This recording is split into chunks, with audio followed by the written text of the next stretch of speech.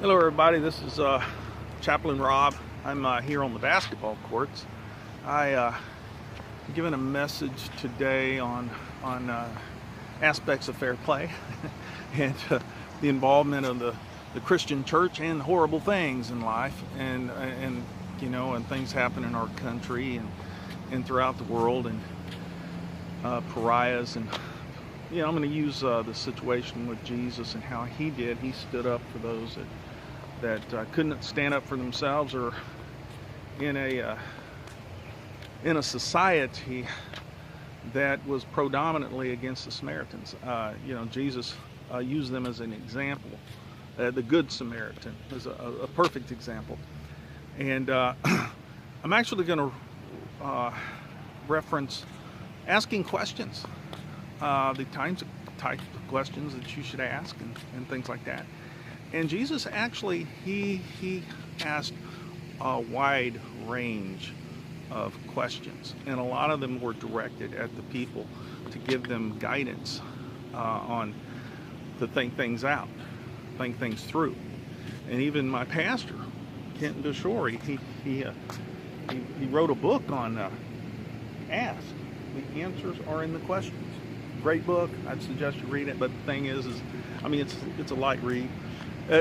I think it's geared more towards Christian groups, Bible studies, life groups, things like that, to help them ask the questions in terms of the group, and it's kind of narrow in the sense that it just asks in that kind of a dynamic. But I'm more broad in terms of and it even specifies don't ask broad questions. Actually, Jesus asked a lot of broad questions, but he's, of course, Kenton is addressing groups as they're looking at the Word, looking at their lives, having questions and how to direct those.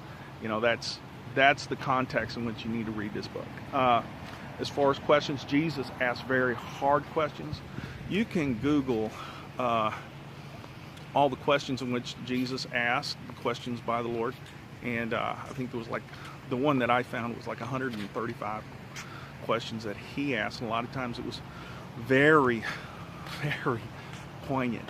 I mean, they asked Jesus what authority is he, do the things that he does, and he says, before I answer that question, I'm going to ask you a question. I'm going to ask you by what authority did John the Baptist baptize, and things like that. And they were caught in the bind because people loved John the Baptist. They thought he was a prophet and everything. So, and that's part of the issue too. It's about fair play. Consider the players involved. I gave a wonderful message, if you could look it up, on the woman caught in the very act of adultery, and I gave indications of the four players involved. And Jesus he didn't have to do much. He just spoke truth, as he does so well. And you in your life, you're going to look in the past, into history. And I was looking into history about Christianity and how, even the rise of the Third Reich in Germany was very supported by the Christian church, guys.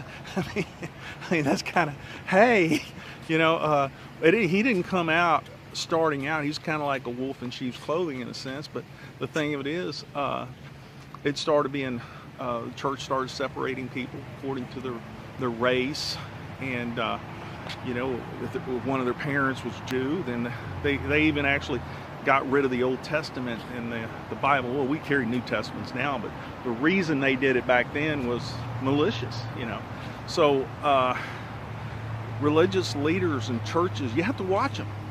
What are they doing in the community, in the politics? Are they looking out for the pariahs, or doing things, standing up against the sex offender registry? Things that thing is a living death. It is evil and it is wrong.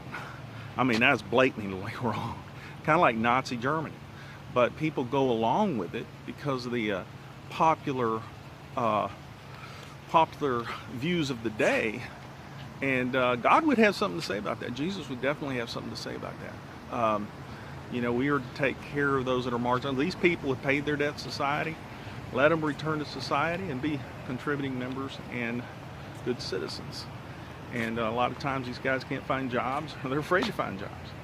and that's because they're afraid to be found out about or whatever and lose their job, or they can't get housing, or there's just tightening the noose against these people and their families. It's wrong. So I just wanted to bring that to the forefront and be a voice in this darkness, and you can be that voice as well in your communities, at your work, in your views, in your heart.